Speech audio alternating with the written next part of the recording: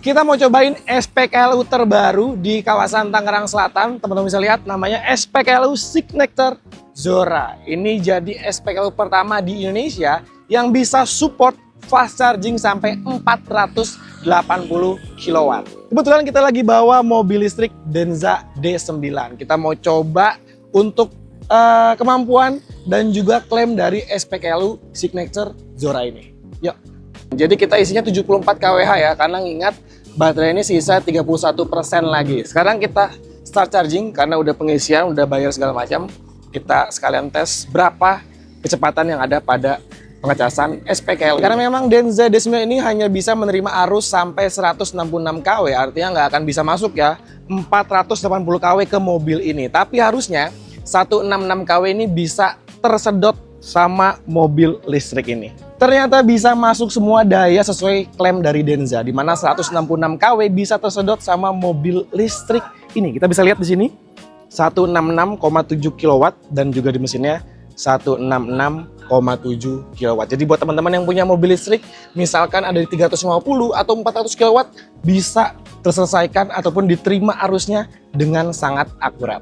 Jadi ada 12 tol ataupun 12 dispenser di SPKLU Zora di BSD ini teman-teman. Yang menarik adalah yang warnanya merah. Jadi memang dia selain lebih cepat dan juga punya teknologi pendinginan ataupun liquid cooled di bagian port dan juga komponen perkabelannya. Ini juga berfungsi supaya mendinginkan komponen yang paling vital di mobil listrik, yaitu komponen baterainya. Nah, untuk pengecasan dengan sistem liquid cooled dan juga daya sampai 480 kW hanya ada di 4 dispenser di SPKLU ini. Sisanya dia menggunakan warna silver dengan terbagi menjadi 2 port, di mana 480 kW ini dibagi 2. Jadi masing-masing portnya hanya bisa menyuplai di 240 kW aja. SPKLU ini menarik ya, besar dan juga punya beberapa fasilitas yang mulai dari ada ATM center, lalu juga ada toiletnya dan juga ada eksklusif lounge untuk menunggu mobil listriknya melakukan pengecasan di SPKLU ini. Udah kelar ngecas Denza D9. Jadi totalnya ataupun recapnya dari 31% ke 90% itu butuh waktu